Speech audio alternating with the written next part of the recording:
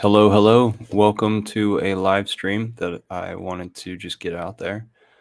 Um, Lately, somebody sent me an email asking me specific questions about their situation and what I advised for them with Solar Dehydrator. Because I have these plans over at Permies.com's digital market, where you can download the PDF version for a little price from PayPal. That goes to the website, goes to um, my hopper and Paul Wheaton's hopper as well. And so just continuing the good work of spreading appropriate technology around the world. You know, there's no reason we can't utilize these things. Smart design. So my background's in architecture. I ran into Paul Wheaton's stuff. I visited his place. He put me to work.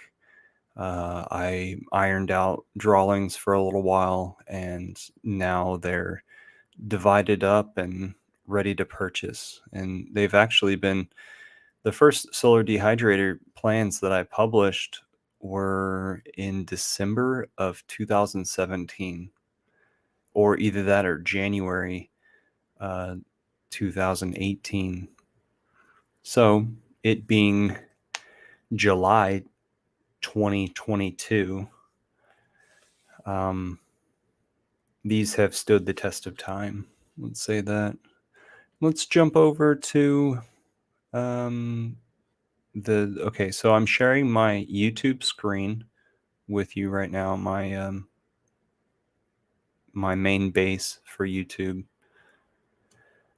where you can find a list of my videos, right? The whole list of videos.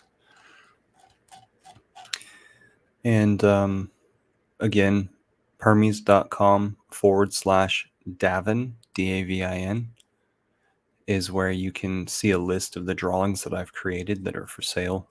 And you'll find 3 solar dehydrators there, 2 large ones and 1 small one. That small one is a very simple design. So it works in very simple environments where it's just freaking hot. And so it works with more radiant energy than the larger ones. The larger ones rely on the velocity of air traveling through it and just more new air coming in and drying out the food. With the smaller, simpler one, I call it the hot Aussie. Somebody else created this, the idea of the hot Aussie, and I just documented it. So it's a tray, or it's a piece of glass, and it's a box, and below a opaque layer of metal, tin metal, then there's a tray down there. And so it's a little bit of radiant reliant, and then also the temperature of the air, or the dryness of the air, and the temperature outside just needs to be freaking hot. Okay, that's why I called it the hot Aussie. These other 2 ones that I'm going to talk about are much larger. They could get up to 8 feet long and 8 feet tall. One of them I call the Missoula model, and another one I call the ATC model. So the Missoula 1 model is a reversed engineer system that I compiled. So I was looking at the notes and video of an actual example of this solar dehydrator, but I never touched it. I never visited it, never put my hands on it. But there was okay video that I was able to go from to reverse engineer this thing. And then also a PDF that was released by some like geographical institute in Colorado. They released some PDF talking about these downdraft solar dehydrators where you heat up the air and then somehow the air is dropped through your food, picks up moisture there, the food from the moisture, and then is released out of the system. And all you need is the solar energy to enter the system to activate the system of the hot air passing through and being released. And then new air, the displacement of that air brings in new air that then heats up, passes through your food, and is released. So, in instances like that, you don't want to bring this thing around a tropical area, or you want to mitigate it, or you don't want to have plans to dry out your food whenever it's raining, whenever there's a lot of moisture in the air, or like, one morning when you have fog. A lot of people put these things on wheels. That small tray one that I was talking about, the Hot Aussie, that's so small that one person could carry that around. But yeah, put it on wheels, and that seems pretty nice. Very easy to store, put away, put it underneath a cover. You don't even have to put it indoors. The same thing goes with the other dehydrator. You may want to cover it from snow, the snow load in the winter.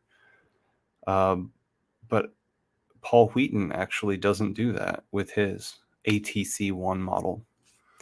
So I talked a little bit about the Missoula 1 model and how we arrived at that design.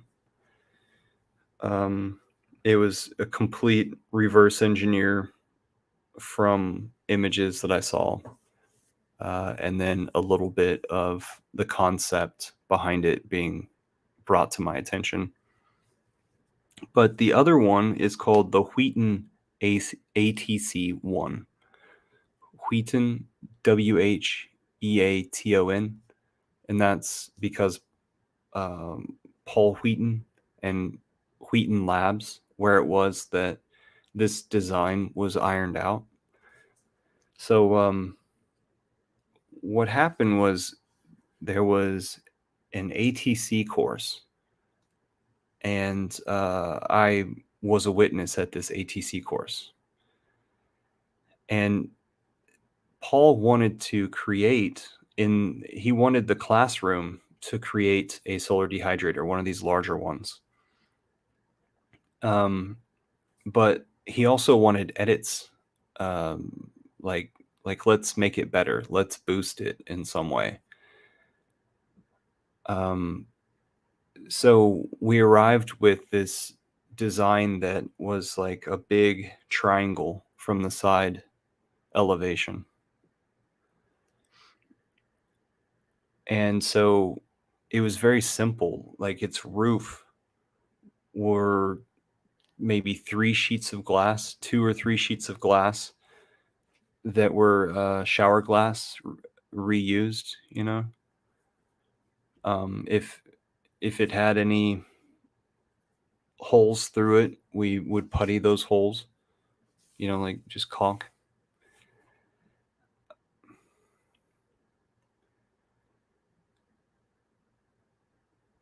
So it was a design that was decided by the ATC class. ATC stands for Appropriate Technology Course. So they built the thing, and I documented everything about it because I had just documented something that was reverse engineering, and now I had the opportunity to sit there and look at every little bit that they were doing. So I made sure I documented all of that, and then I ironed that stuff out into plans so that I could share that with the world. And that solar dehydrator is doing pretty well. And so I wanted to show you what the solar dehydrator looks like. And so so, so here it is. I wish, well, that kind of works.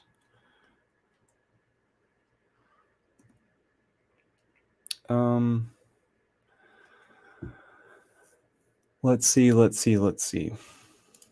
How do I go through these in an organized way? First of all, I'm going to show you the Hot Aussie. This is the Hot Aussie, and this is kind of what the plans look like.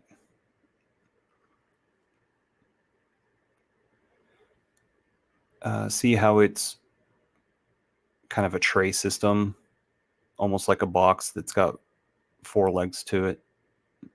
You can see how easy that would be to put on wheels. All right. I'm wearing my Apple Watch at that time. I didn't like Apple Watches. All right, so we're getting rid of that. Let's look at the ATC as it was reviewed by Erico Weisner.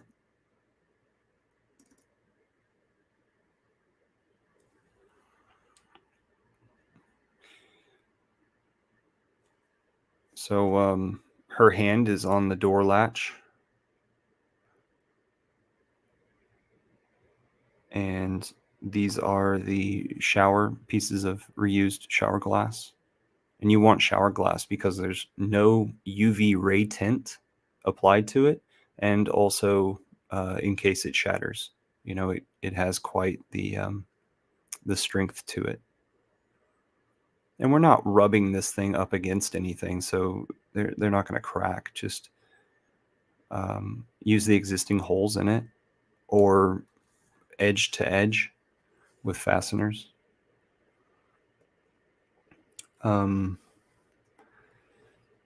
Let's talk about how the structure, like what the structure is like.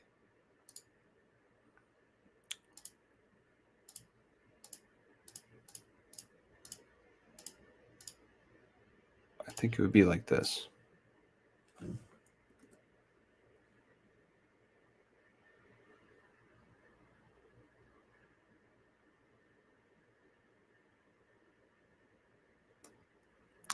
Okay, so can you see my cursor? Yes, you can.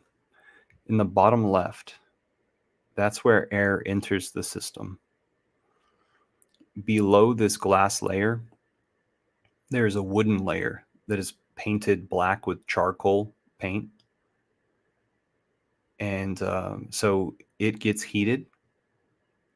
And so the air rises to this area here at the top of what I call this cabinet.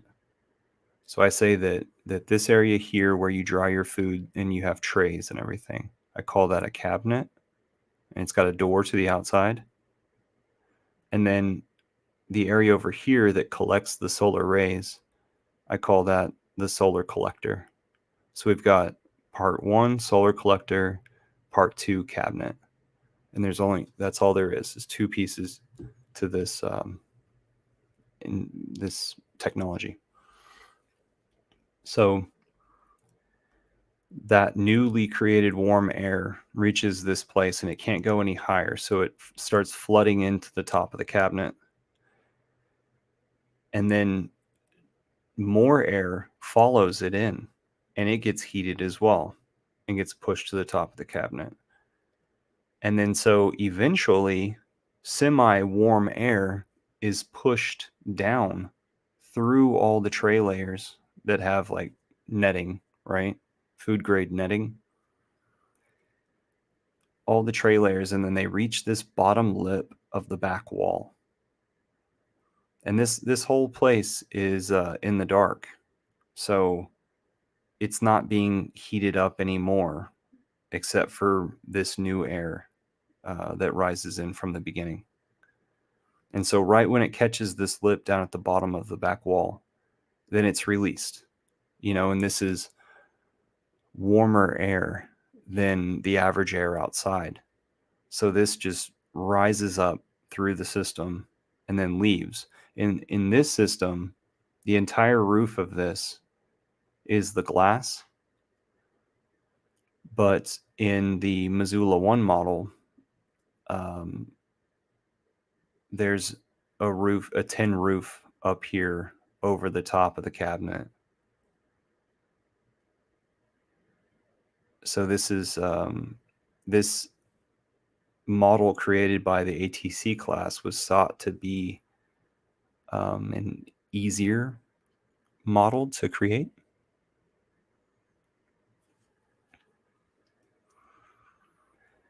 Okay.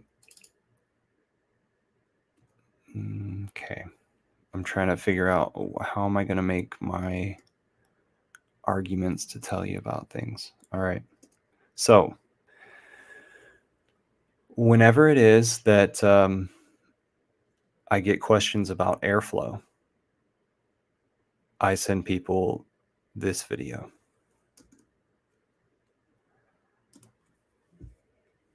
So what I'm showing you here is the airflow going through the system, where underneath this first amount of glass, there's a dark surface, and that continues to heat the air that comes into this area and enters from the bottom here, bottom left. And then it enters the top of the cabinet. And then eventually it's displaced. There continues to be more newer and hotter air, and it pushes warm air down here and it escapes. And so when this air is warm, it will pick up moisture off your food. And it'll get heavier as well whenever it picks up that moisture.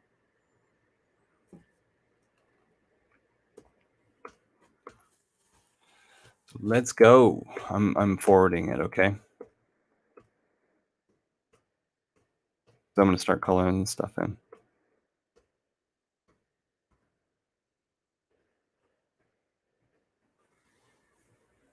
Okay. See, I've got the yellow now. That's heated air.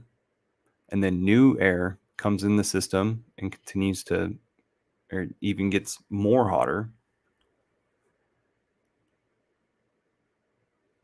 So you're filling the other portions of the cabinet and the solar collector. And now even more air gets heated. So the hottest air is migrating to the top and is free to move all throughout that top area. And then warmer air is being pushed lower.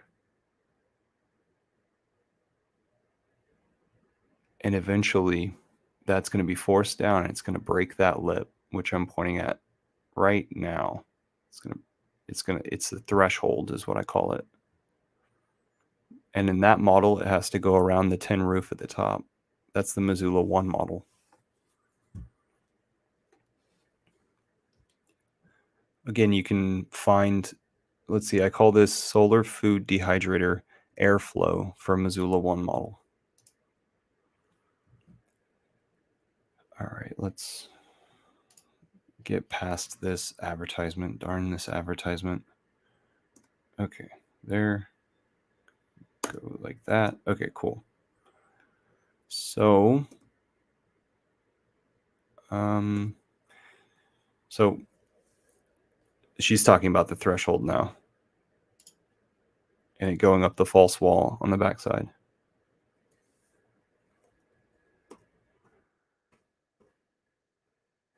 See how that's the cabinet with the trays, food grade mesh.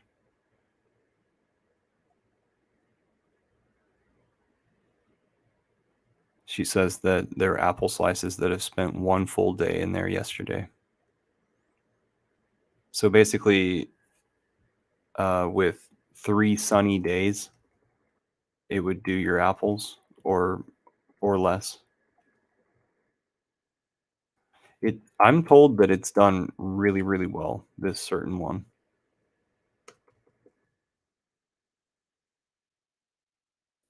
In her hand, she's got examples of that, dark painted wood, and so you want to do something that's, friendly to food, because you're heating up the air and running it through your food to dehydrate your food.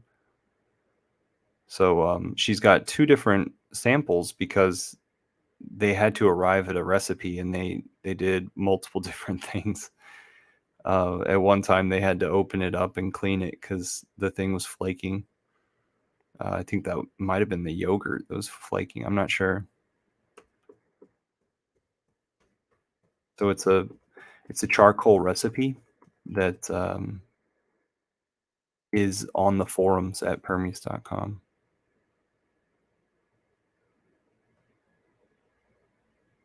Again, permies.com/Davin, Davin. It's a list of my drawings. Okay, so you can see the joints there. In between the pieces of glass, there's caulking, and then in places that already have the glass drilled through, then we just put a fastener. The ATC crew could have built this within just one day, but they still that was probably the fastest project I've ever seen get done there at Wheaton Labs.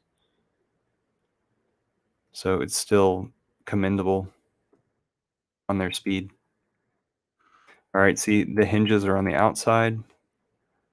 Um, Very expensive wood. Uh, that's that's Paul Wheaton's doing. He didn't want to use plywood. Instead, he used this tongue and groove stuff, and it was milled locally as well. So, in a way, he got it at a discount because it was milled locally. But what a wonderful purchase, and a leap of faith, thinking that the class would follow through.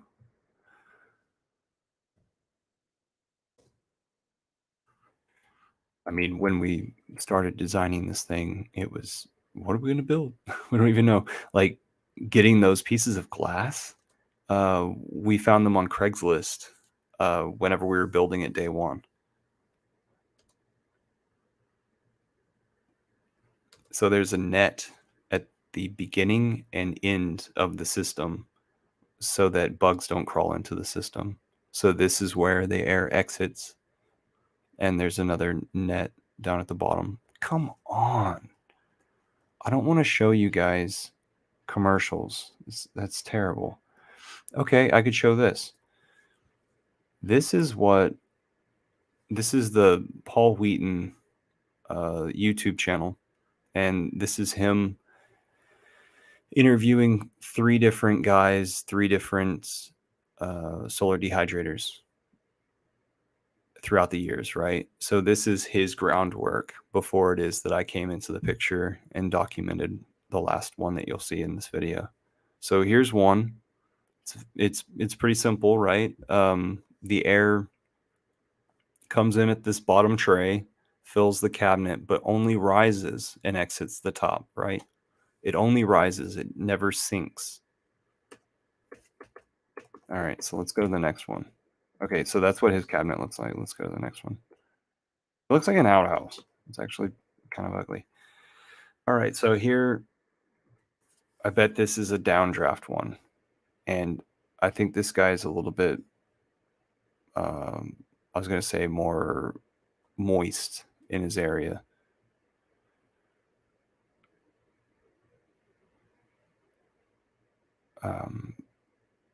This is translucent, not transparent, right? That surface. Notice he's putting leafy herbs. There's all different things that people use these things for. So, so this guy does have the Missoula 1 model similar to the Missoula 1 model. And basically he's a genius because because he did this thing so early, no matter where he got the information from. All right. So now we're going to a different one, which is Mark Vandermeer. He's up in Missoula, Montana. So he's local to where Paul lives, Wheaton Labs. There's 200 acres away from the road, and there's 20 acres closer to the road. The 20 acres acts as a university. So check it out. There's a boot camp program. You can go out there, give it a try, see if you want to participate with the rewards, where it's like you could win a forever lease on an acre on those 200 acres. There's constantly people passing through the area there in the west, the top of the Rockies in the United States.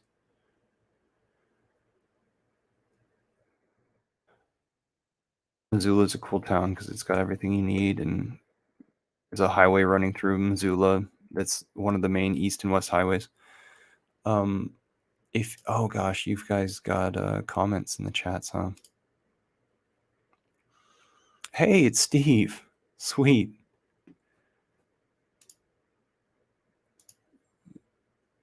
I think Steve is a guy that has huge interest in creating things with his hands and community projects, community gardens, community ovens. I believe that's our communication, community ovens. So on this video, um, Paul talks about here at the bottom, and he says he's able to hear it and feel it down there at the bottom of the back wall where it reaches the threshold and goes up. Right? So let's examine what this thing looks like. Um, he's got some floating layer here that's dark. He's got the opening to the cabinet only here at the top. It's a black wall backdrop here. And then the cabinet door needs to be able to be really well sealed. He's got the tin roof on top of these 2x4s, the main structure all throughout this thing. And the new air comes in down here at the bottom left at the same size hole that then goes into the top of the cabinet. And then down at the bottom of the cabinet at that back wall, it's the same size hole. So air is being asked to go through the same surface area size hole. Logan's in the chat asking, where does the moisture from the food go? I'm assuming it helps the air weigh down the air and move it down the cabinet. I think that it helps move it down the cabinet as well. But I think that it is hot enough to rise once it reaches the threshold.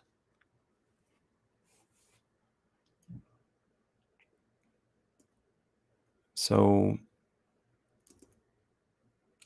Logan, please stay with me for a second. Here. Let's see if we can talk this through. So, imagine this being the cross section. I hope that's big enough. Maybe I'll do this, right? See that as the cross section. So the new air right here, it comes in at the bottom left, and then the hottest air is right beyond the glass sheet, hitting this surface that's black, and then that air rises to the top. And so eventually it fills this triangle area, but it also fills the top of the cabinet. And then as new hotter air with these conditions, new hotter air goes to the top of the cabinet, it pushes down the less hot air, the older air, if you will. And then eventually that older air is pushed down through your trays and it picks up the moisture. Oh gosh. Come on.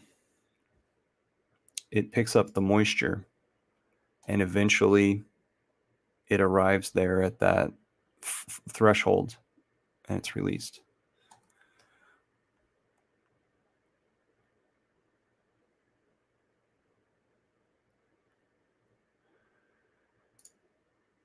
Okay, so Logan asked, why does the Wheaton model, basically, I'm going to sum it up. Why does the Wheaton model have an exit at the top while this model has the exit at the bottom?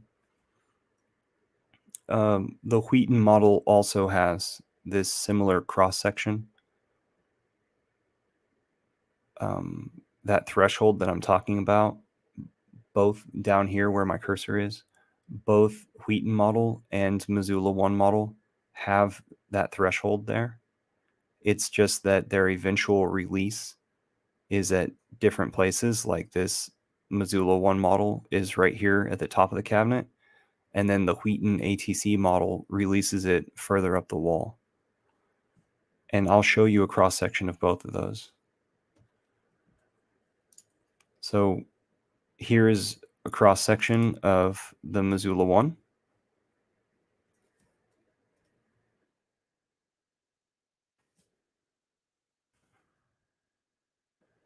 So what seems to be dark right here is just the mesh that keeps the bugs out. So there's that threshold. And let me go and find it on the Paul Wheaton ATC. Okay. So here it is with the threshold down here at the bottom.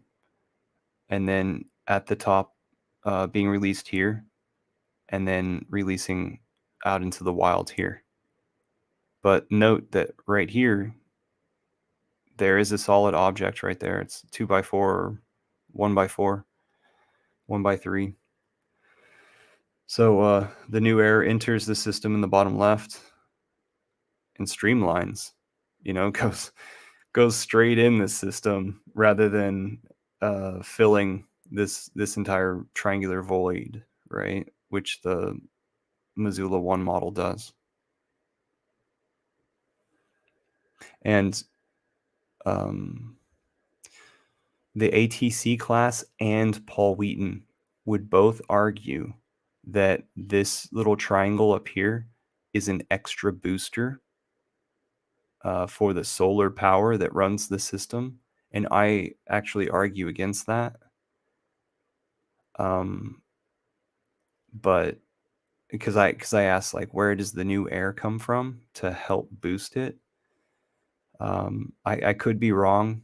I would love for somebody to connect some devices and scientifically measure this stuff. But right now our scientific measurements are, it works. Let's see, what is this other comment?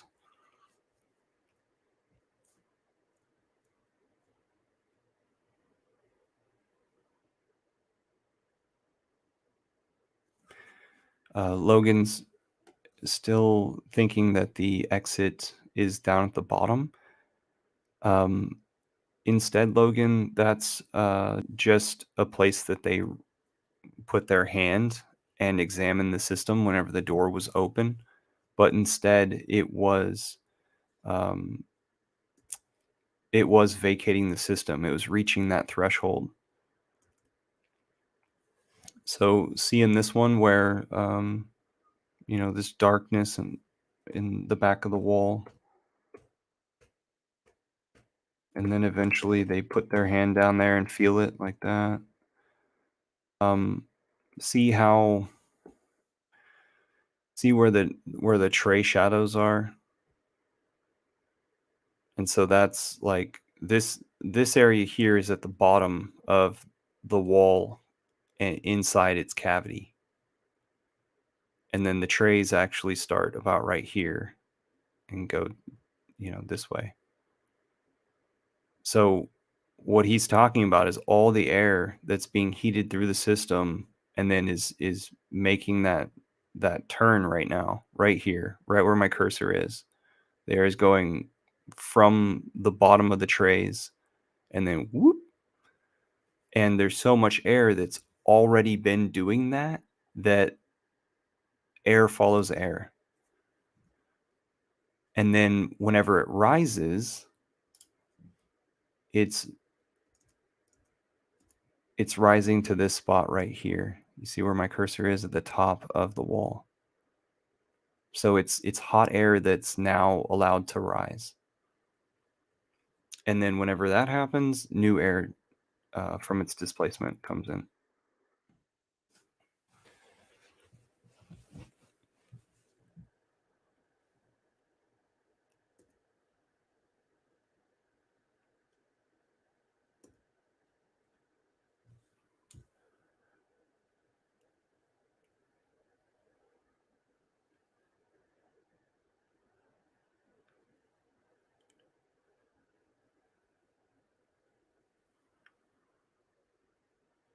Logan says, I think putting a towel or some sort of absorbent at the top of the triangle booster would help because making the air drier would help it rise potentially.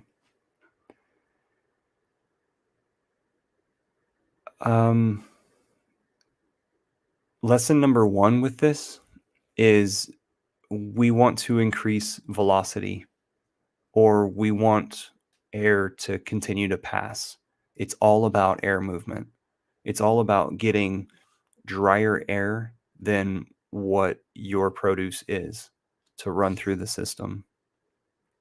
So, the reason why I'm doing this live stream is to give a full overview of all the things that I've run into people asking. But what really like sparked it recently was email exchange that I did in the last 2 days with somebody. And I'll get to that here in a second.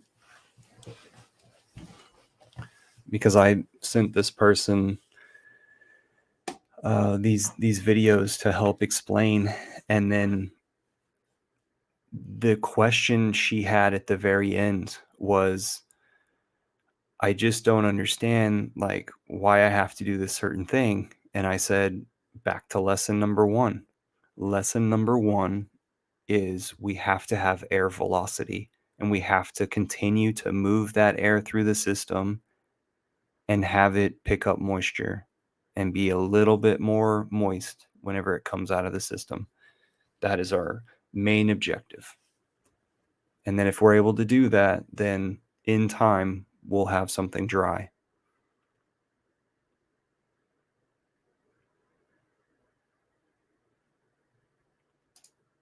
Awesome. Logan says that he sees now that was the exit at the bottom of the cabinet and the top of the cabinet. Sweet. Let's go to that email then. So for privacy's sake, I will not show the email and maybe not read the exact wording. But this is what happens if you choose not to go onto the forums and ask me questions there so that everybody can learn. Instead, I have to figure out some other way to multitask or answer everybody's question or a question that everyone might have. Maybe later I'll go on the forums and talk about these things, but I think overall it's already been discussed on the forums. Oh, I did want to also go over this guy. So this one was built, take your comment off of there. Um, Again, the drawings are for sale at permies.com/Davin, Davin. Um, so a Missoula local who was doing stuff for community gardens reached out to me and said, "Hey, um, can we have some of your stuff for marketing material so that we can run a fundraiser or apply for a grant to build several of these solar dehydrators for community gardens?" So if you go to Missoula, Montana, and you go to one of their community gardens, most likely they're going to have one of these. So let's critique this a little bit. That's what I do in this video. Oops.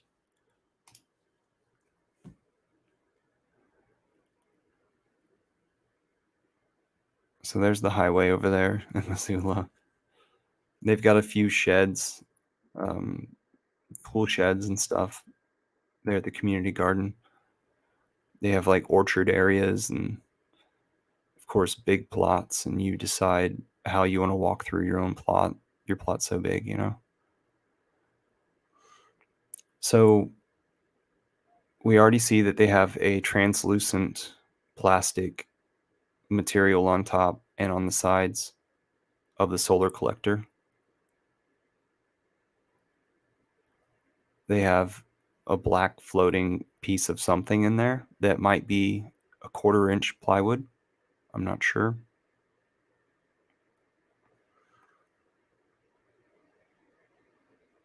Oh no, that's a piece of metal.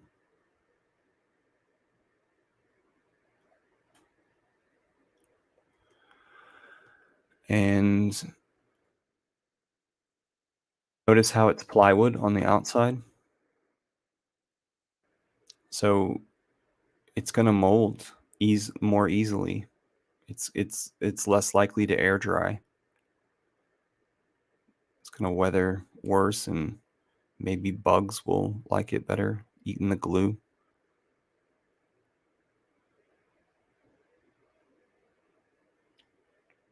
I'm pointing to where I thought the exit would be.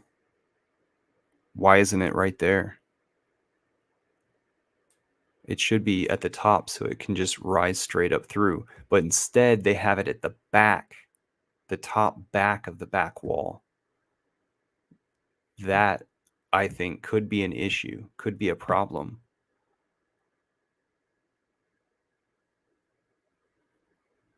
I see that as friction to the system. So they went ahead and built this thing. I followed up with them a few times to see if they built it. They were responsive, said they built it. And then one of the times that I was over there in Montana, I videoed this. So I guess this was an entire year ago. It's probably July or August last year. See how there's cracks to that plywood, and it seems like they put a coat like a lacquer on the outside. See that?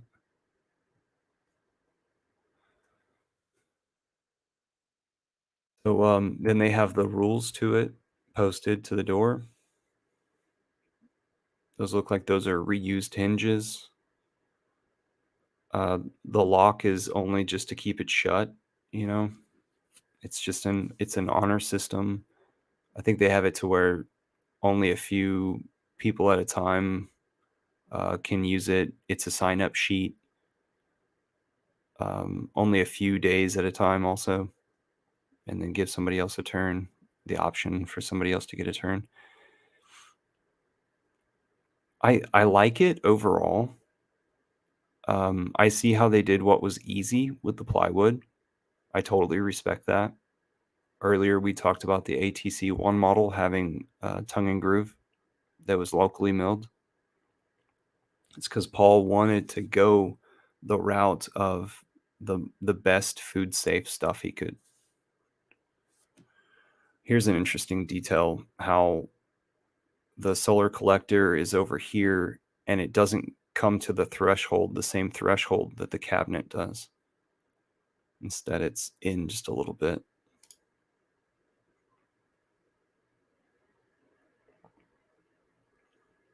So I'm, of course, holding the camera and trying to use my other hand to open the door. So, yeah, their cabinet or their trays look good.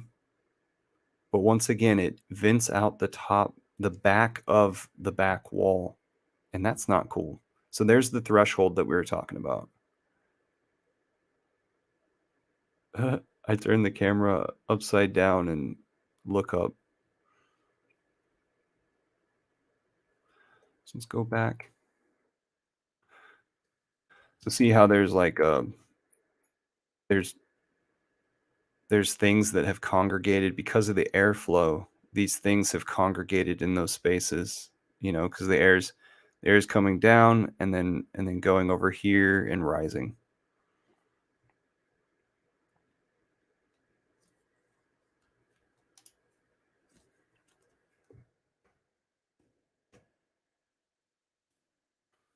All right, we're done talking about this one.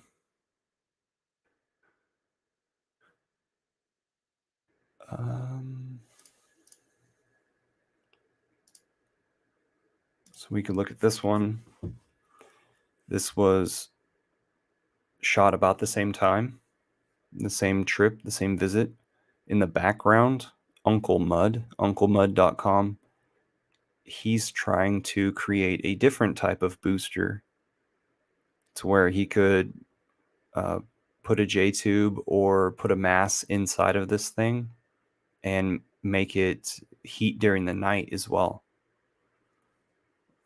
from the sun's rays that hit the mass earlier in the day. Then it could start up the system or keep it going. So, like, imagine drying stuff during the day, and then towards the end of the day, you could still use the system. So this has got quite a bit of dust all over it, but it's still in use.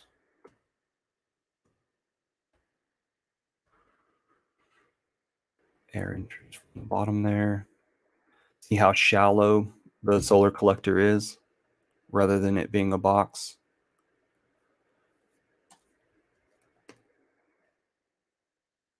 I think we're beating the dead horse now.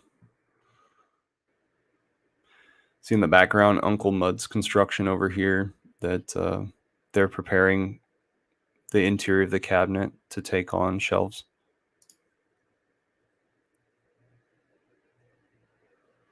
There's the weathering strip that needed to be added.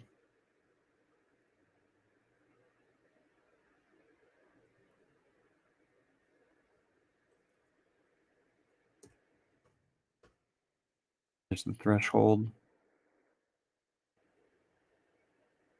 Now, why is there a tray laying on the ground at the bottom? I don't know.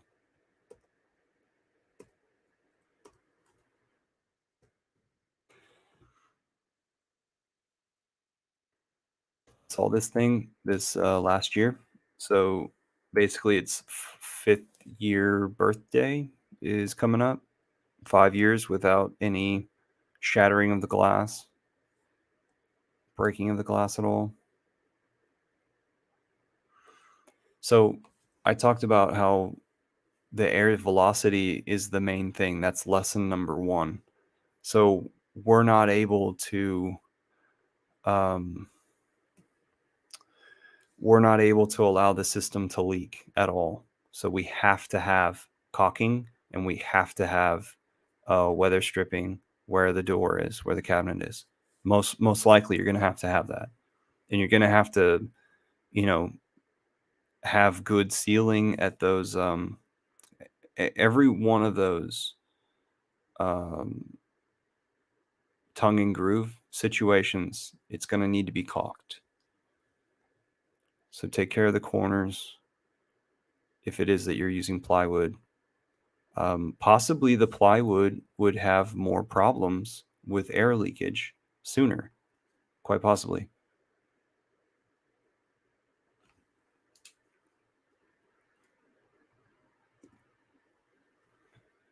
Steve's got a comment.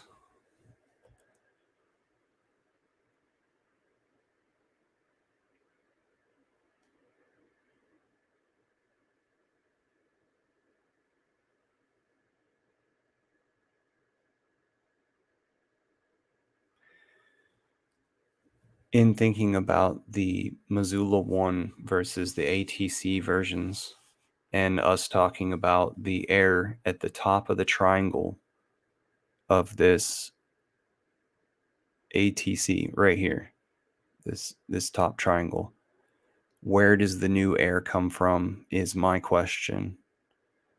And Steve's um, question slash answer would be, doesn't it come from the system, the existing air inside the system? Um, as I was saying that, I was kind of like just 10 minutes ago, as I was saying that, I was kind of second guessing myself, like, oh, it comes from that. But there's something in my head that I was struggling with, um, because I haven't looked at this stuff in a while. Um, where it's like, if you're going to in, if you're going to increase the heat, then like, and you're going to do it on certain surfaces, then where are you asking that air to come from after you heat up the air on the surface? And the problem is that that air, whenever it exits the cabinet and goes to the top of the wall, it might have to do a loop around and then exit.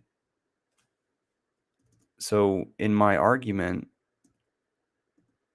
I might be trying to argue that the air actually is pulled back into the system, and it creates more friction for the system. So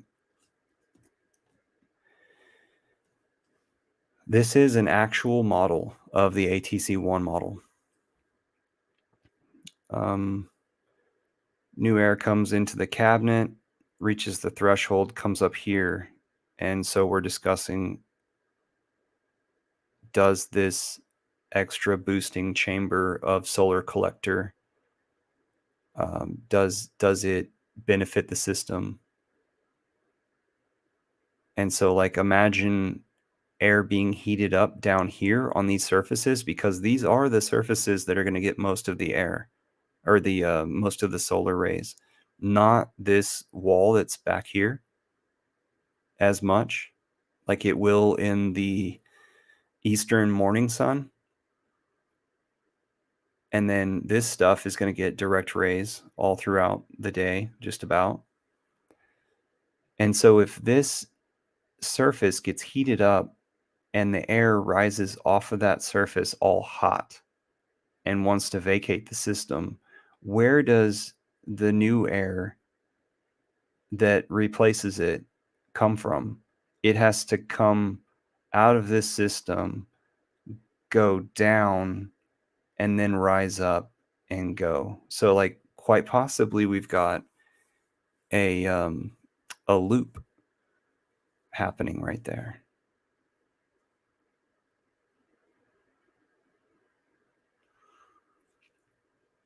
So I'm not really interested in creating one of these little booster boxes. Now, this surface right here, that could be heated and then rise up immediately. That could be nice. So if we had it to where this piece of glass went vertical, or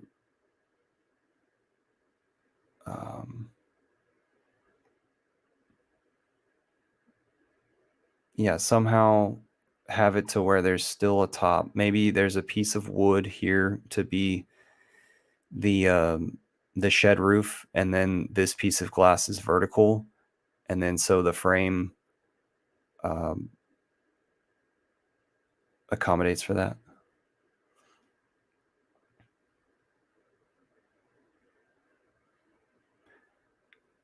Because look at how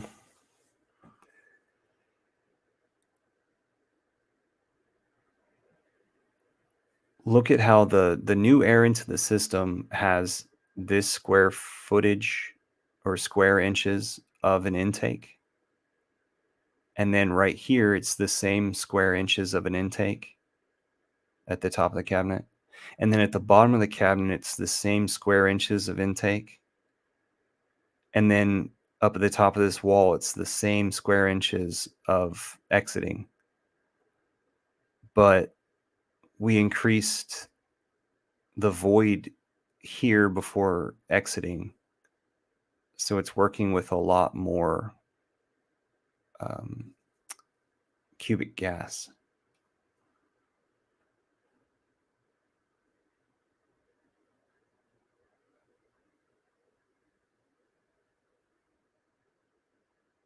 I don't know.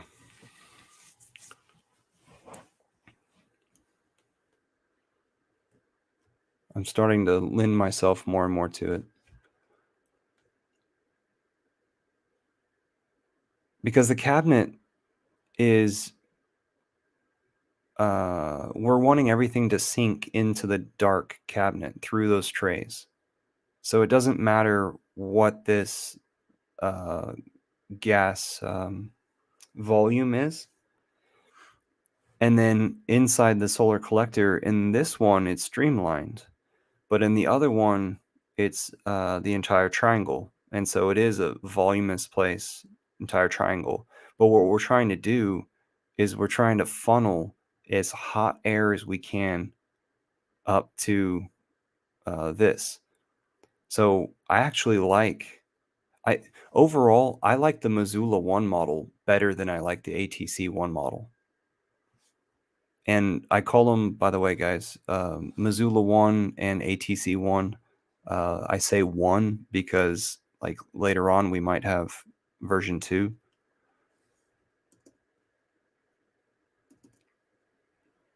I actually like this guy better. Notice how this guy is made out of plywood. That's what the example was made out of.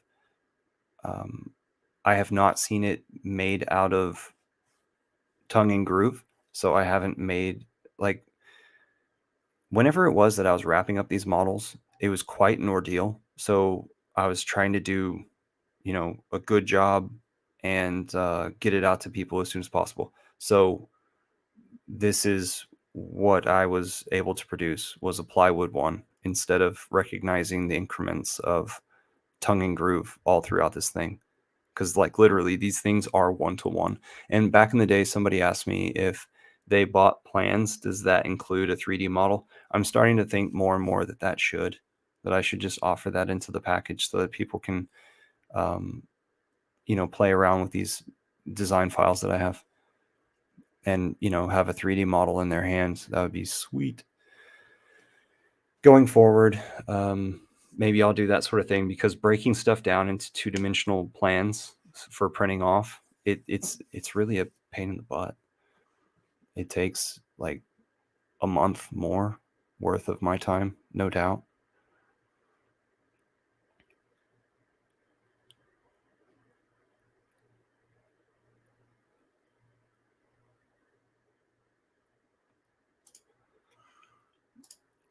Steve asks with a new comment, so you think the air in the triangle could cause turbulence and possibly impede rather than accelerate the air being pulled through the system?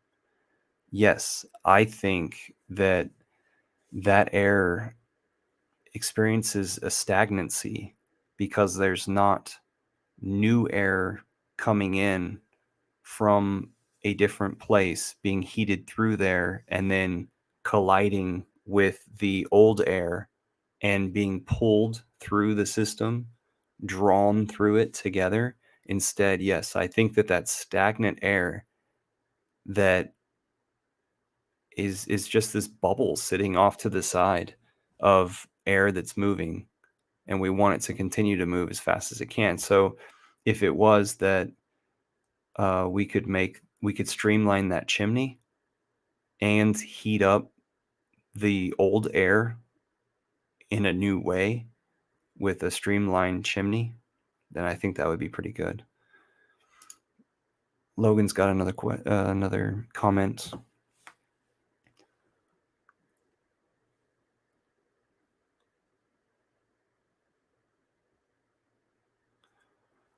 Logan says it would be cool if we put pressure sensors and velocity sensors to test and experiment with those two designs. I absolutely agree. This is all volunteer type based stuff. Uh, every time I go back to Wheaton Labs and I ask them, or I ask folks that have created these things via the internet, like, asking people to report back. Typically, all this stuff is like with a shoestring or no budget whatsoever. So it's up to the next person to be influenced and enthused enough to do this sort of thing. Maybe it is that I start making a few of these for my local area in my backyard, and then I'll buy some sensors.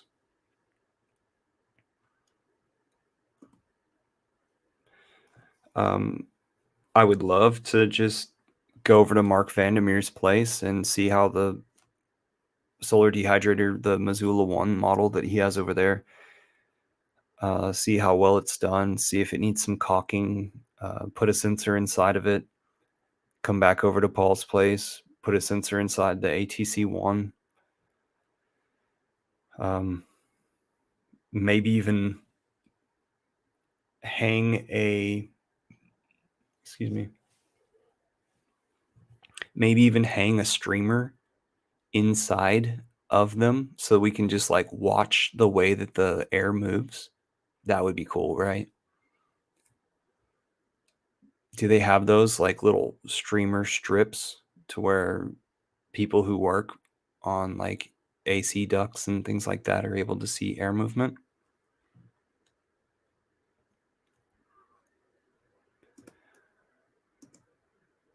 I'm not broke anymore. I can buy some sensors.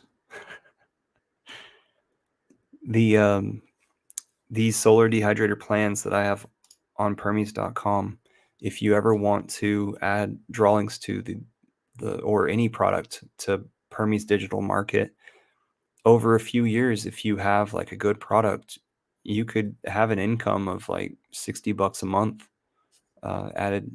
Like I think I got $90 last month from Paul. And so he'll be my salesman, reaching out to people, getting their attention about these plans, other plans, comes to the digital market. And so whenever it is that he makes a sale, they follow through his link, then we split it basically 50-50. But whenever it comes through my link, then his website gets some of the fees, PayPal gets some of the fees, and then I get the rest. And it's an awesome thing. Whomever purchases these things, thank you very much. I have put in a bit of work in order to make sure that this is available. With my normal architecture consulting rate, the funds that have come in from this still haven't caught up to the amounts that I would normally charge. So financially, that's where I stand with this. But morally, I am more than happy to do this sort of thing. This is such karma. I've got a few letters over here pinned to my wall of people like around the nation sending me, a thank you note for me making this available, me making it possible, me passing or digesting the information and passing it on. Streamer would be so much easier. Haha, good idea. Thanks, Logan.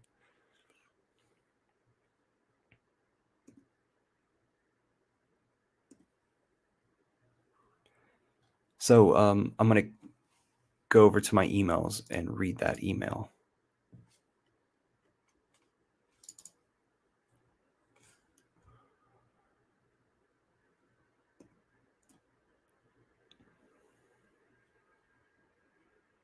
Where are you, email?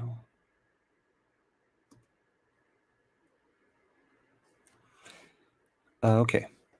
So on Twitter, I am EcoBuilder at EcoBuilder. And in real life, my name is Davin Hoyt. I'm down in Central Texas. And my YouTube video, or my YouTube channel for ecological stuff, and my Permies.com username, where I, list the plans and everything and interact and comment.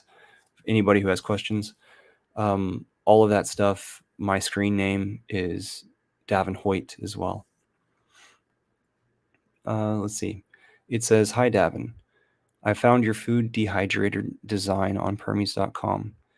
Seems like an awesome note. Seems like an awesome model." So she found only one model, is what she's telling me by this. "I'm trying to adapt it to a 12 by 12 structure as I dry herbs commercially. So 12 by 12 greenhouse, I come to learn. 12 foot by 12 foot." She says, "But I do not know enough about the convection to know if it will work in a larger structure." So she wants to apply the solar dehydrator system to a large 12 by 12 greenhouse. And I was thinking, whenever I read this, I was thinking that maybe she would want to put it inside of a wall, or like it fit in the cavity of a wall, like it be the thickness of a wall. And I was also thinking, like, hey, a lot of people put these things on wheels, so you could just put it in and out of the of a greenhouse or a shed or something like that. I really wouldn't recommend putting it in a greenhouse, probably because of the moisture that constantly sits around in a greenhouse. You know what I mean?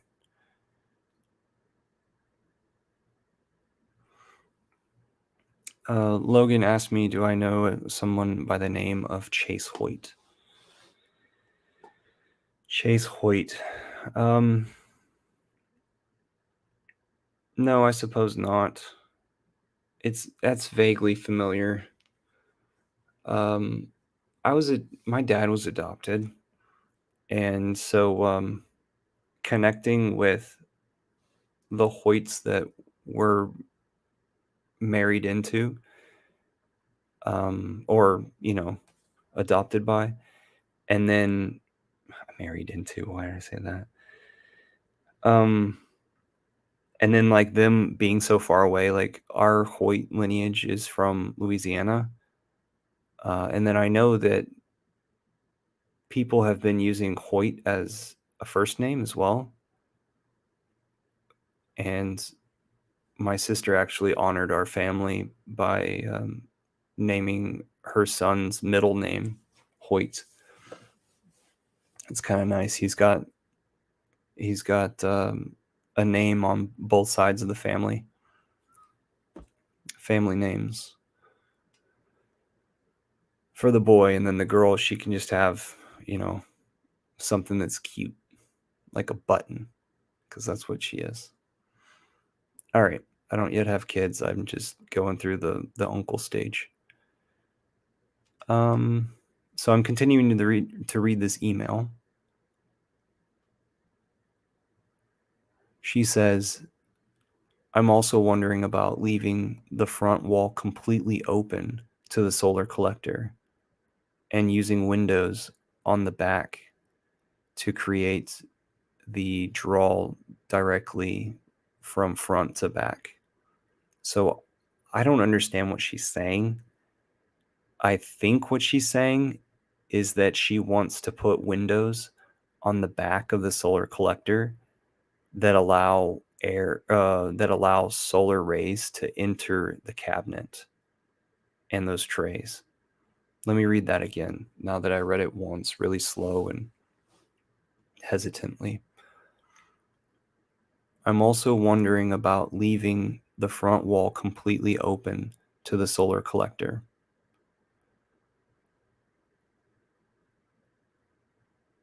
Um, Okay, so you want to completely take down the wall between the solar collector and the cabinet so that,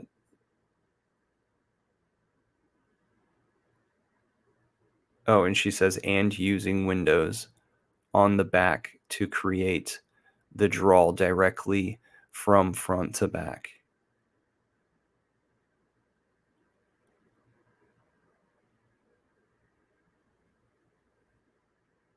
I think that's what's going on. I think I was right. Okay. And then she says, I'd be grateful for any insight you leave. Cheers. Sweet. So any insight I leave. So I'm gonna act as teacher. And drop some bombs. So here are my thoughts whenever it was that I read that the first time.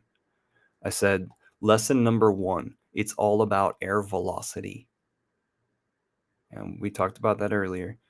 As long as newer, drier air is coming into the system and flowing through the system, then it will always have more moisture when it leaves the system. And we just have to we have to play a game of numbers, right? It's just a game of numbers. It's not that we're going to hit it all out at one time, but we have to keep the thing running. I also said I have 2 large designs and 1 small design. That's what I was talking about with the ATC 1, Missoula 1, and then the small Hot Aussie 1.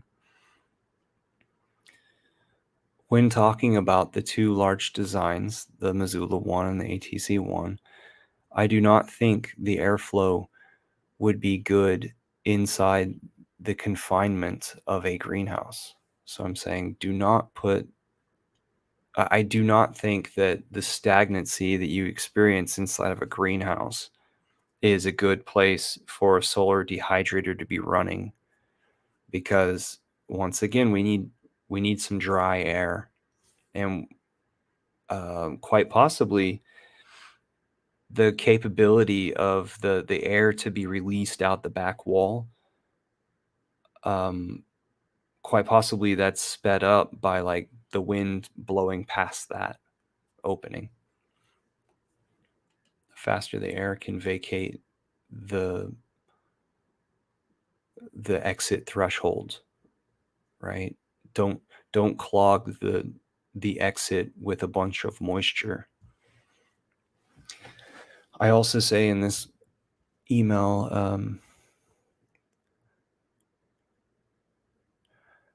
I say I have thought about making a solar dehydrator into a kitchen wall and accessing it through a kitchen cabinet. In this idea, the air enters from outside and exits to the outside. Do you get that? Where I have this idea that you have this chimney made into your wall, and maybe you put the produce that you're going to dry out, maybe you put that in from the outside, but in your or maybe you just have it sealed on the outside, but the main cabinet door opening is in the same exact spot you would normally have a kitchen cabinet. It's just that one's um, the air is routed through it. So this would take a huge planning ordeal with your contractor. Um, it would be a huge deal to remodel a house, but to build it into a house, I don't think it would be that big of a deal at all. And yeah, it would be something that you would have to pay attention to. You don't want a critter opening up uh, your wire mesh area and nestling itself inside of that, and then maybe pooping a few times, and then now you're not going to use your system because you some sort of neglect. That would be a problem. And then over time you would want to just box it up or something, and then try to cover over that cabinet or the cabinet hole in the future to gain back that cabinet space in your kitchen. That just sounds like a really bad situation. So yeah, a lot of forethought needs to go into that. I also say in this that I like your idea of making plywood chimneys in the corners of the walls. At some point, she mentioned should. Did I skip an email? At some point, she mentioned that she was maybe interested in making them into the corners of the greenhouse rather than like the entire greenhouse. And so that's where my idea of sharing with her my idea of the cabinetry inside your kitchen was appropriate. I also say your idea of windows may take away from airflow. I'm talking about the window at the back of the solar collector and showing through to the trays inside of the cabinet. You may disrupt the airflow by heating the air inside the middle of the system. I mean, like heating the air inside the cabinet. The large dehydrator designs have a dark windowless cabinet in the back. Air is heated and funneled to the top of the cabinet.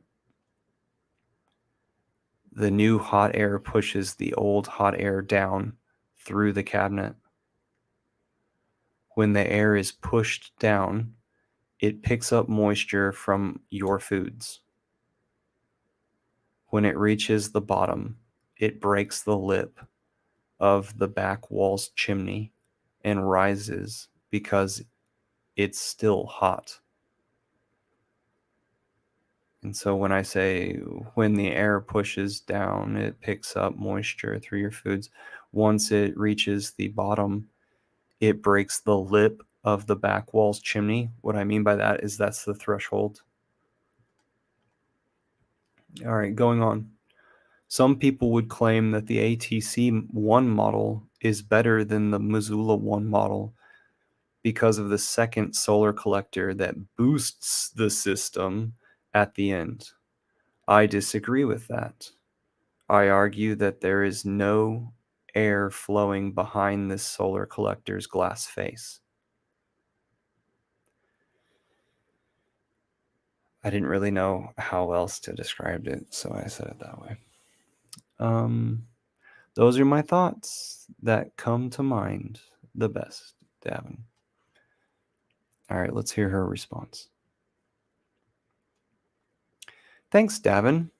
Am I understanding correctly that to direct air velocity, it is important to have a small opening venting the hot air in and a small opening to the chimney to create the draw?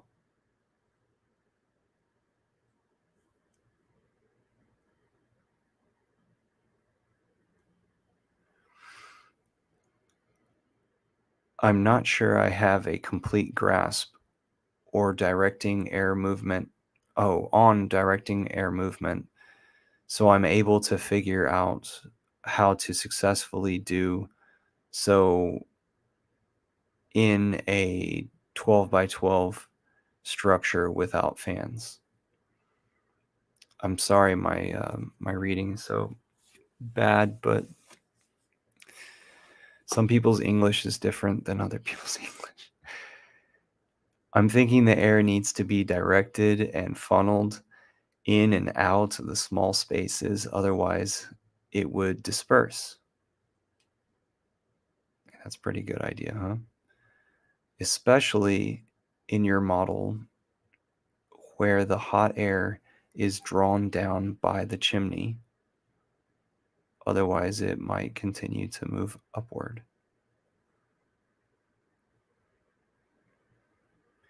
Any other resources you recommend are greatly appreciated. Let's see if I can botch that again. Thanks, Davin. Am I understanding correctly that to direct air velocity, it is important to have a small opening venting the hot air in and a small opening to the chimney to create the draw.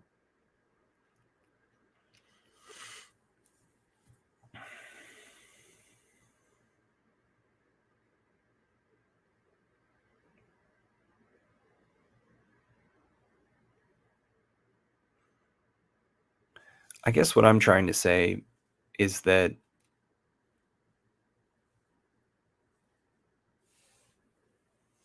in each of the places where there's a threshold for air to go through, the square footage or the square inches, the square area of that is all the same. But each one of the places, the volume inside of it is different. And then so what she's trying to do is she's trying to adapt it to a 12-foot by 12-foot structure without using fans.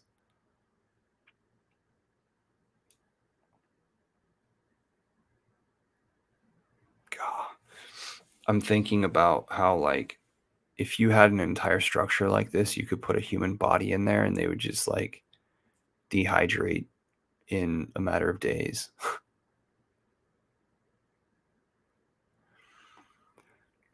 Cool, Steve. Thanks for being here. Thanks for your support.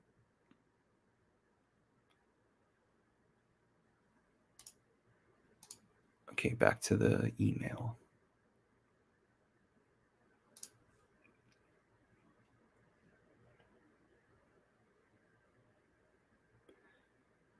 I'm going to read this one again. I'm not sure I have a complete grasp on directing air movement, so I'm able to figure out how to successfully do so in a 12 by 12 structure without fans. I'm thinking the air needs to be directed and funneled in and out of small spaces. Otherwise, it would disperse, especially in your models where the hot air is drawn down by the chimney. Otherwise, it might continue to move upward.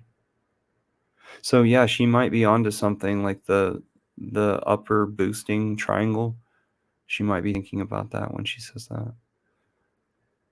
Any other resources? Okay, so she says any other resources? Cool.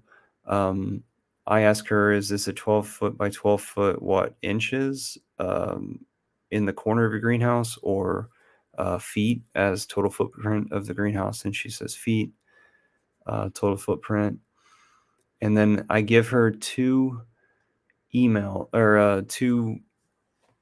videos. I give her the cross section ones, and I give her the one where the air is flowing through and I'm markering.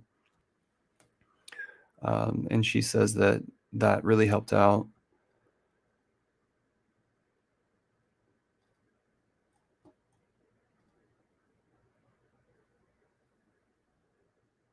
And then I also say that, hey, some people put these things on wheels.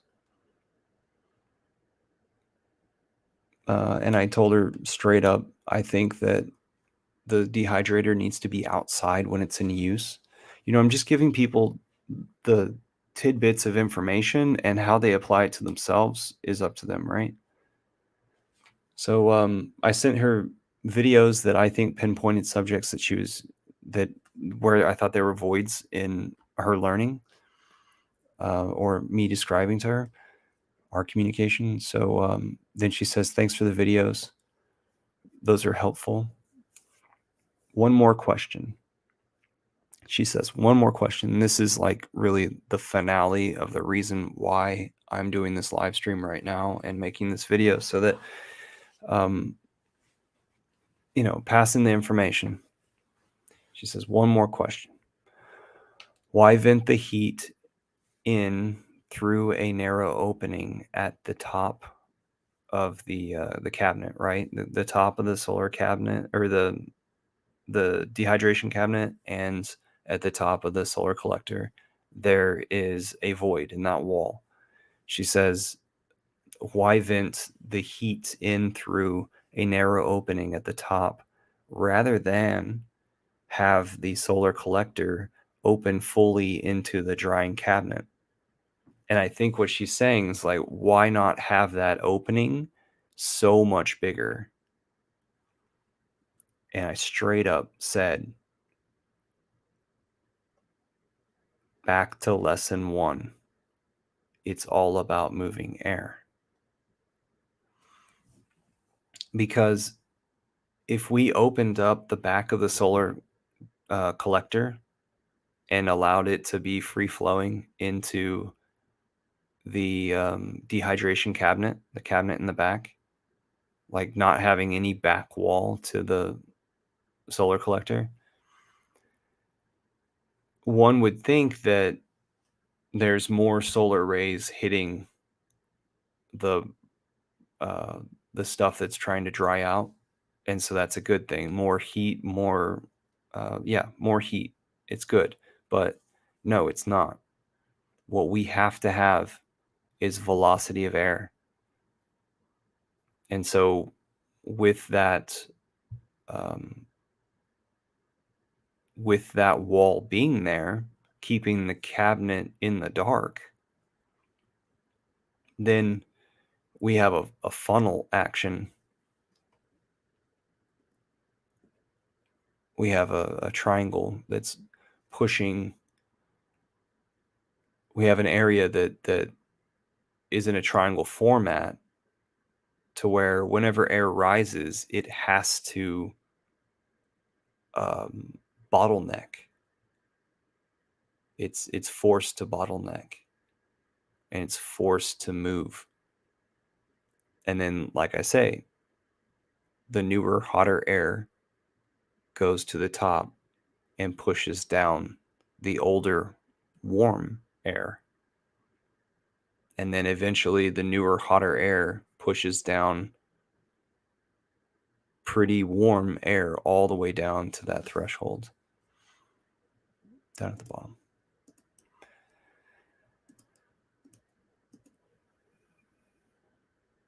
So right here, this entire triangle area is having heated air bottlenecked up here at the top, and it forces it to evenly disperse in here. And eventually the hottest air, the hottest quarter of air is all up here. The second hottest is here and here on both sides. The third hottest is here and here on both sides, right? Because more hotter air continues to rise and be pushed up and take up this space here and takes up this space here. And once there's already hot air in here in this area and new hot air comes in, this hot air right here is pushed down. It can't rise back up and vacate the space. All of this stuff is sealed up. And then once it reaches the bottom of the wall and it reaches that threshold, and that threshold's only on one side. It's only on this back wall. This back wall has got a cavity inside of it. So this is the only space where it can exit. And then it's right here. It's free to rise. And then whenever it's free to rise, then more air is sucked down. And so there's a push and a suck happening. Push and suck. Push from the beginning, sucking at the end. Displacement at the end. And that's something that if we look at the other one,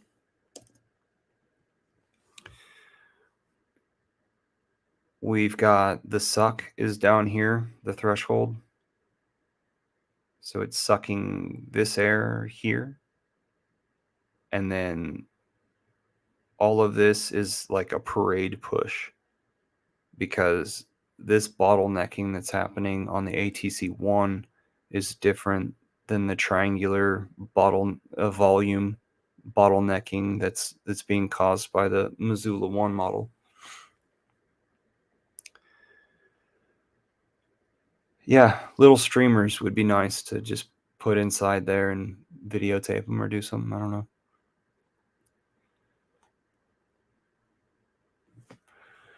Cool. I'm so happy that I could get this out to everybody, because diehard people will watch this sort of thing. They will respect this sort of thing.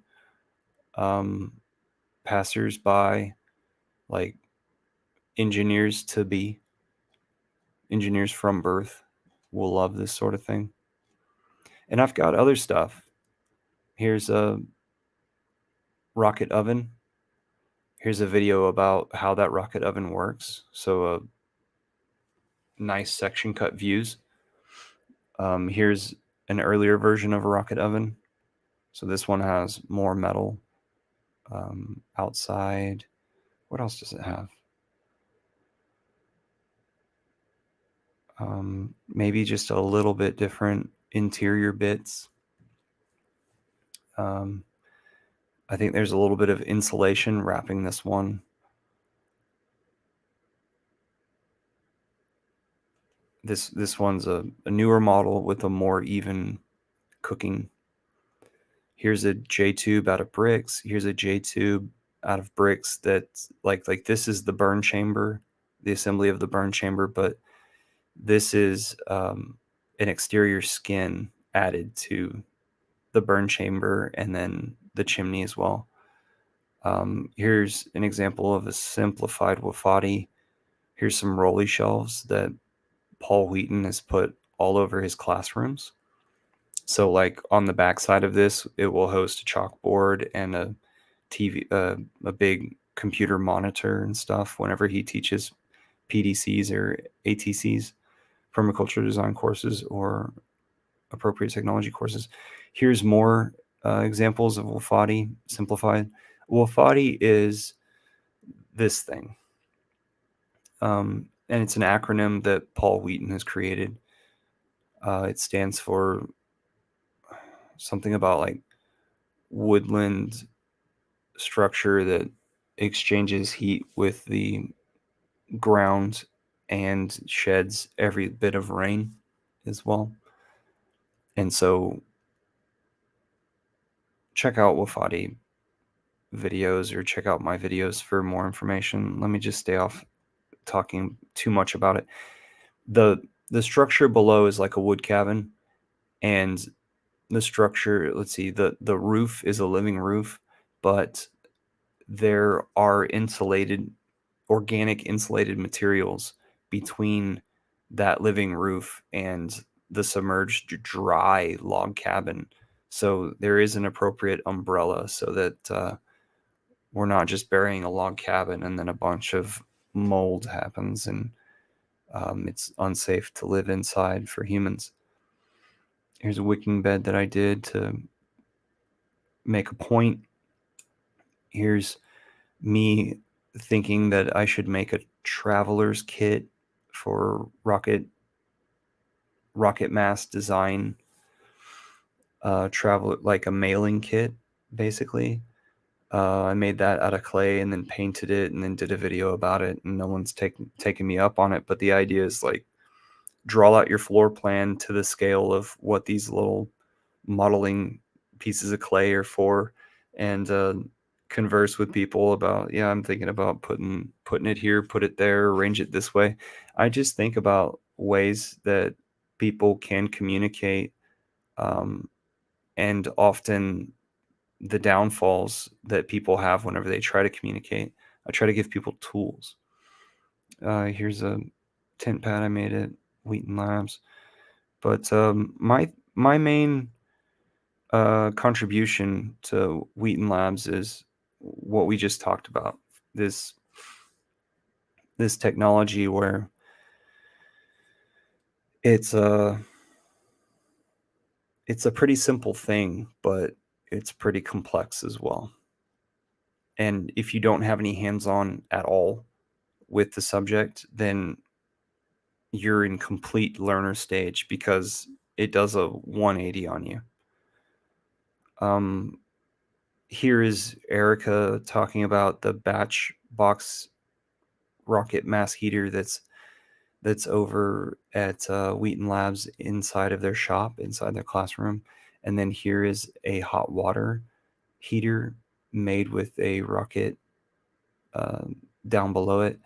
And then this is a chest refrigerator they got running during the ATC course. Here's a different hot water heater. Here's that oven that I have plans for. Permies.com/Davin, DAVIN. Excuse me. DAVIN. Um, a box cooker. So that's using like heating pads to arrive at a temperature where you could cook something over the course of a day with low energy input. And this right here is me going over Wafadi and trying to make the most simple um, Wafadi design. And then, oh gosh, here is a SketchUp tutorial I forgot that I even made. I wanted to like give people an intro into SketchUp. That's pretty funny. Here's something I did for a local community garden. Okay, we're getting out of this. What else? What else? What else? What else? Do we have any comments? Any specific questions? Everything says that I've been going for an hour and 36 minutes. Again, this is what the plans look like when you purchase them on permies.com. So this is printed off to a paper the size of a letter piece of paper, 8.5 by 11. But that's really just me shrinking it down. The original size of paper to print these off on is like 4 feet wide and 3 feet tall. And so whenever it is that you purchase the plans, you'll be given a PDF. And so you'll download that PDF and you can just look at it on your computer, or you can talk to your local printer about printing it off. And it would probably be about $5 per piece of paper. So if there's 4 pieces of paper, then it'd, be 20 bucks or something like that. And so I have had it to where like people who are not computer savvy at all have asked me, hey, will you print it off there at your place and pop it in the mail for me if I, give you all that amount of money? And I don't I don't like to do that, but I'll entertain that. But you can just as easily go give the guy down the street some business.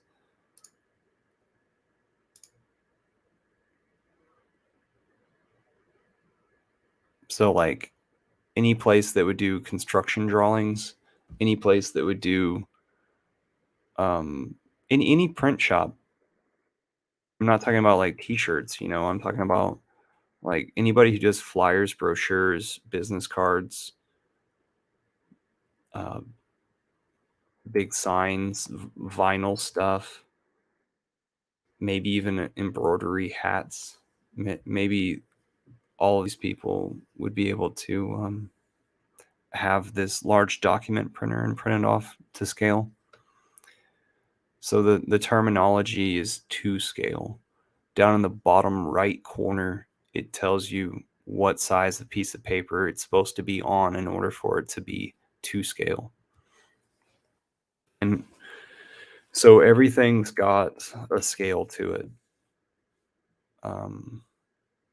So you could take a ruler and put it up to this, not this piece of paper, but whenever it's printed off to large documents, you could put a ruler to it and read off the dimensions instead of reading off the dimensions that are provided.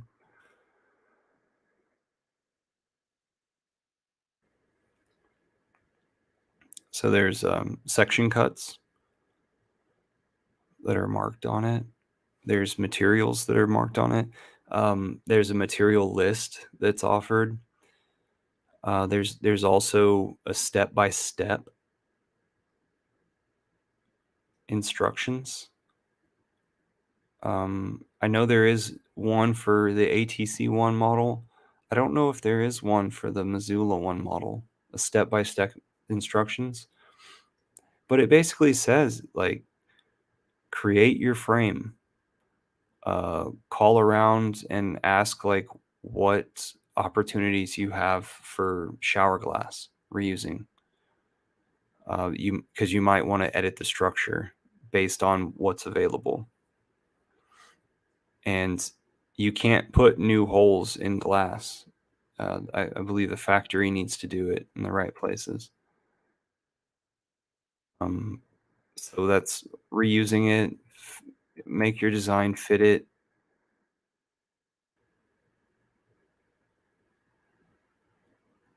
You could you could intertwine plexiglass with regular glass. You could intertwine um, plywood with sheets of wood.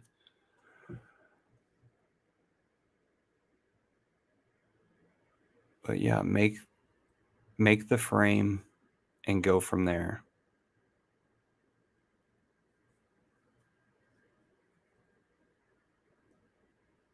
Yeah.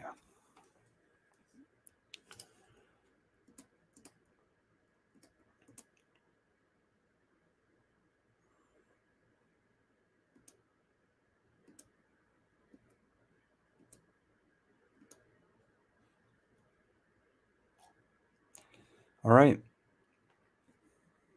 I did my karma. I'll see you guys later. Thank you so much. There on permies.com, I am Davin Hoyt.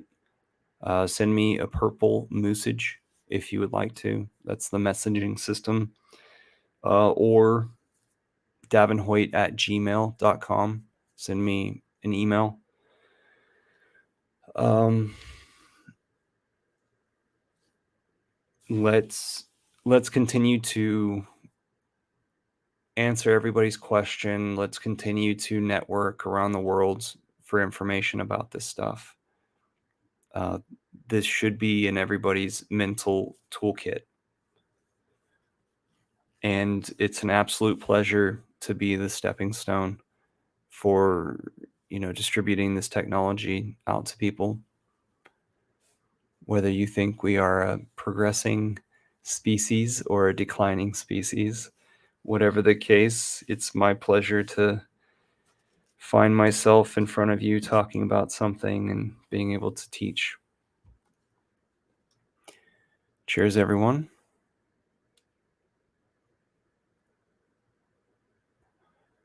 Let's watch one more time. Let's watch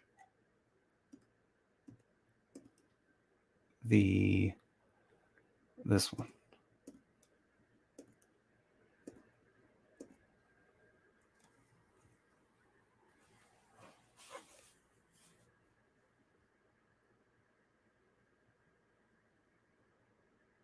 So it's just on a skid system.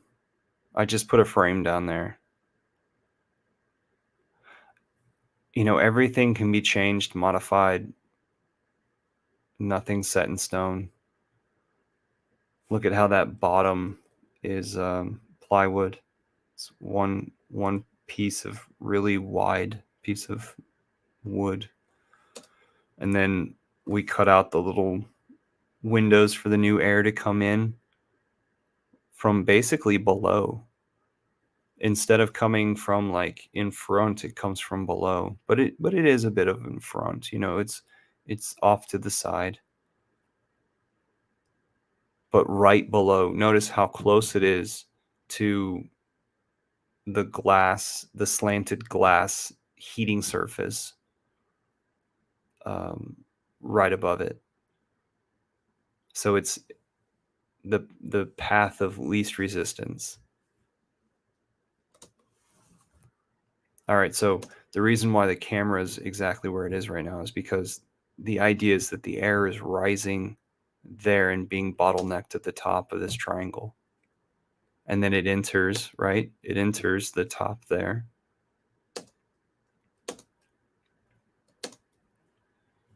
And so then it sinks, and then it reaches that threshold in the back of the wall, and it rises up.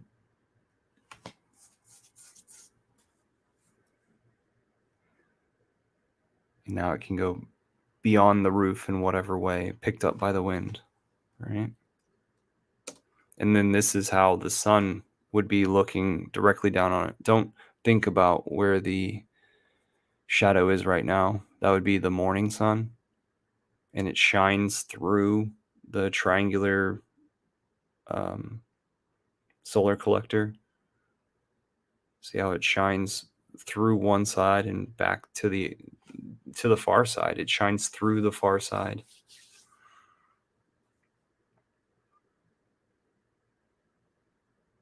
So Paul's latest idea with Uncle Mud is to put more things that hold a solar charge, like rocks or mud. Maybe mud doesn't do it. Maybe it's just like slate rocks or something. So they're thinking about piling the stuff in there and having it to where it puts off heat while the sun's out hitting it, but also later on after the sun has lost some influence.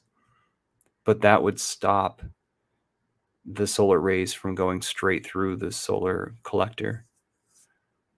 You would have more mass inside of there instead of just those two panels of black that are trying to catch the sun.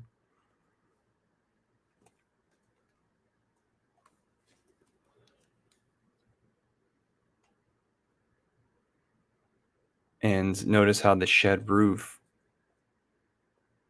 its high point is on the south side, so that like here our bird's eye view right now is looking from a place where the sun could be, and the roof is not covering my direct view of any of the solar collector, but it is covering, shading the majority of the drying cabinet.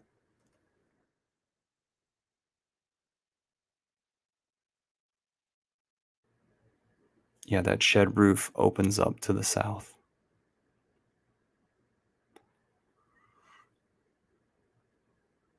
That's a good looking model right there. And that view right now, it tells you a lot about it. Look at how the framing of the structure, like often there's a piece of plywood only on one side of the framing of the structure. So there's not like extra cavities that aren't needed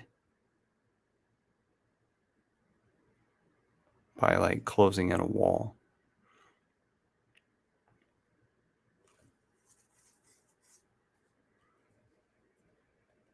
Cool, I like that. So an issue that might happen with this model is if rain goes sideways, then this is a flat roof basically that's got another roof on top of it. But if anything landed underneath this top roof and on top of the cabinet's roof, immediate roof, then that could cause some problems. Maybe these collars that fit down on top of the roof is to like keep it from peeling upward, from bending upward. I don't know. That's an interesting question that I just came up with. Let's go back to this guy. So this is, once again, guys, this is these are models that I created 5 years ago. They're still being, the plans are still being purchased. These things are still being bought or made. The ones that have been made are still in use. So this is tried and tested, and I'm just back reviewing these again because somebody asked me for some information privately in an email, and because this person didn't put that stuff up on the forums, um, I'm basically creating content whenever I'm thinking about it and typing her back in the email. If we have like 5 emails back and forth, and there's a lot of content there, and so I just wanted to go over it. And the underlying lesson is everything is about air velocity. Everything is about moving air.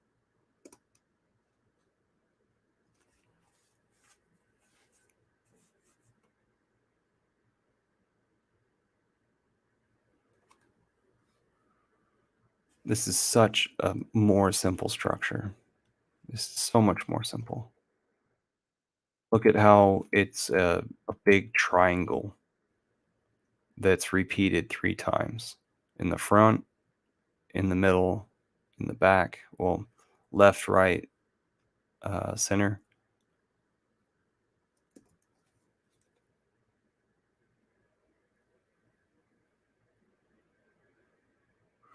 And on this one, like I've said, um, Paul wanted to do the tongue and groove. So it's got tongue and groove everywhere where the other one has plywood.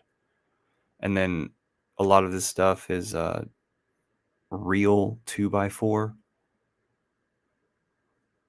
like not nominal 2x4, which is 1.5 by 3.5. But this is actually a 2-inch by 4-inch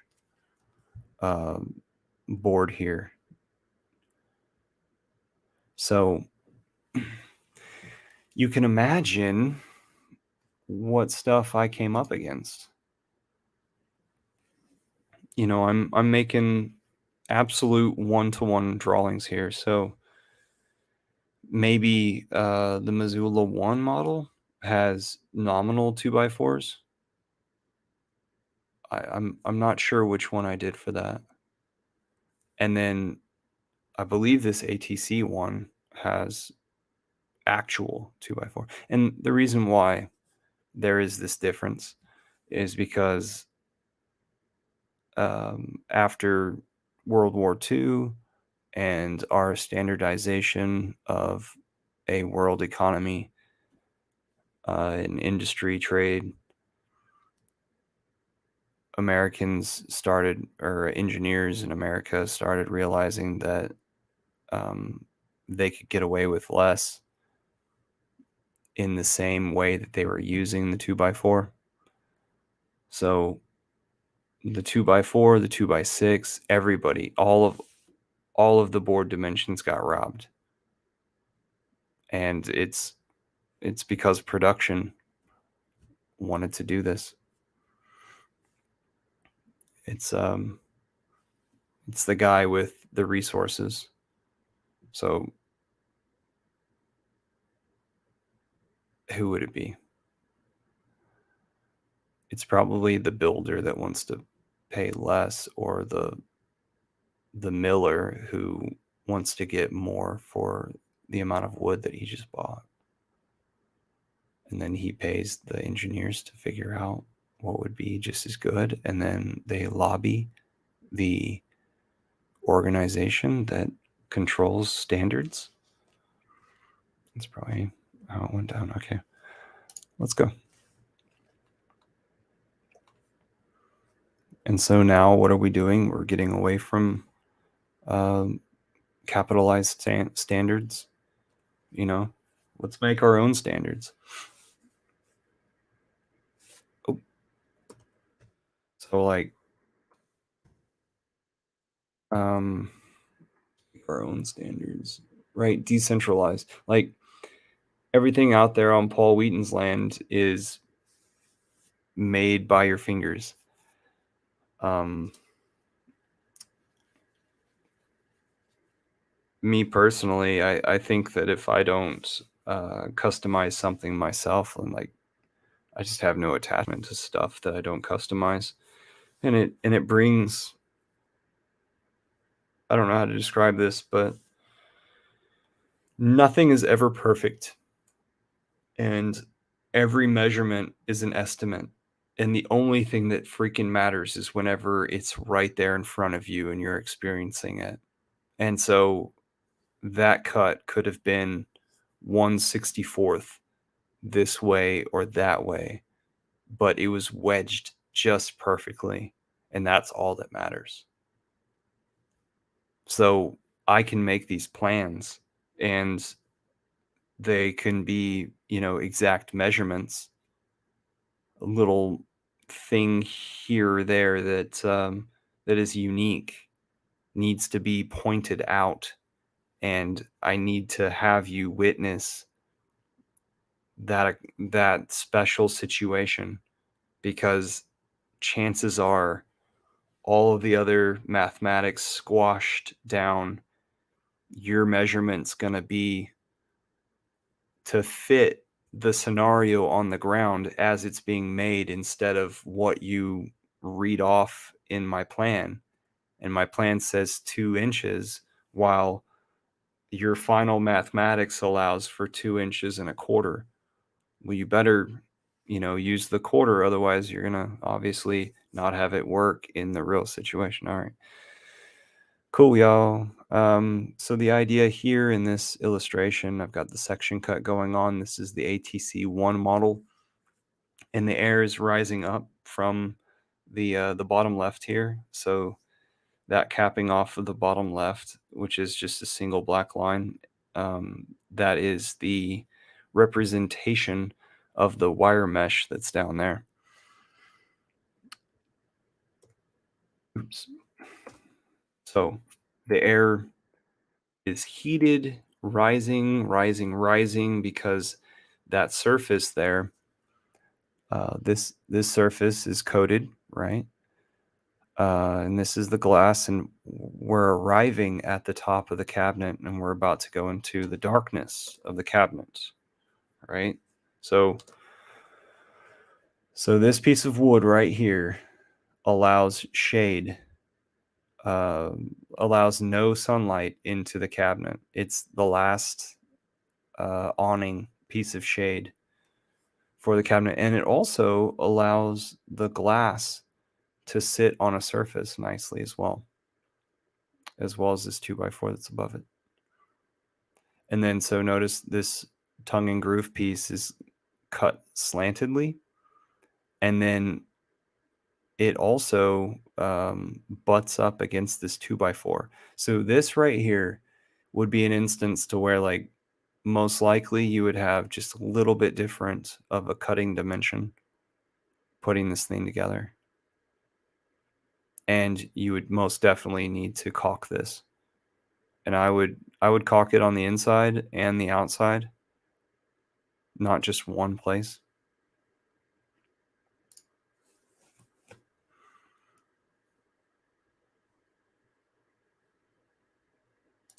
So that's a 1x1 on, I think that's a 1x1.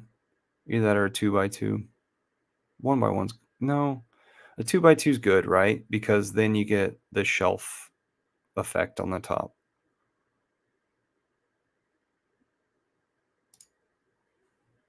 And all you need is one on each side. You don't need one in the back. And then I do have in the plans, the trays are in the plans as well. So you just have like a 3/4 by 3/4, so 1x1 or something.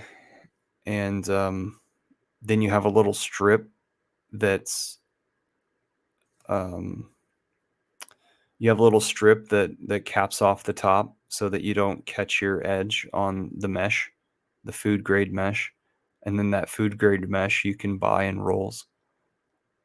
So it's not too expensive, but I highly recommend buying in bulk and sharing with 3 other people who are creating the solar dehydrators as well, or whatever their whatever project they have going on.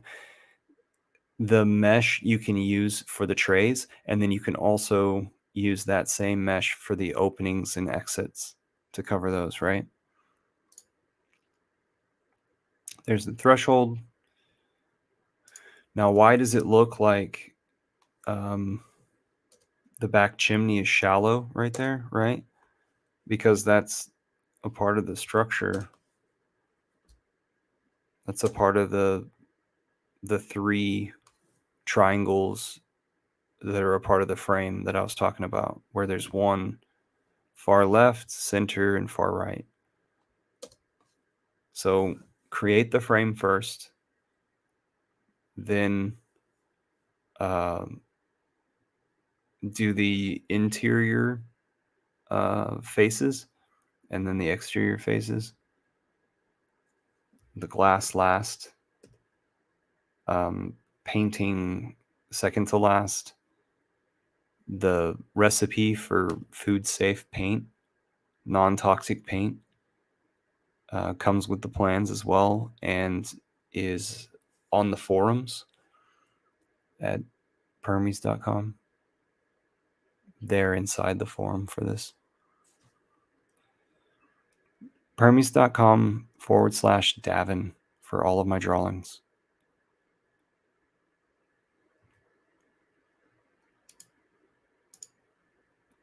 Go away, commercials.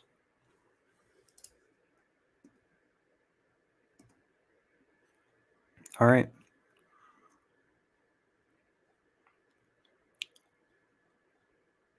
I've got a ton of videos. I've got a ton of stuff to talk to you about. 384 subscribers right now. This has been really fun. Thank you. July 9th and July 10th, 2022. I'm in Central Texas. I'll see you guys later. Thanks. It's all about airflow.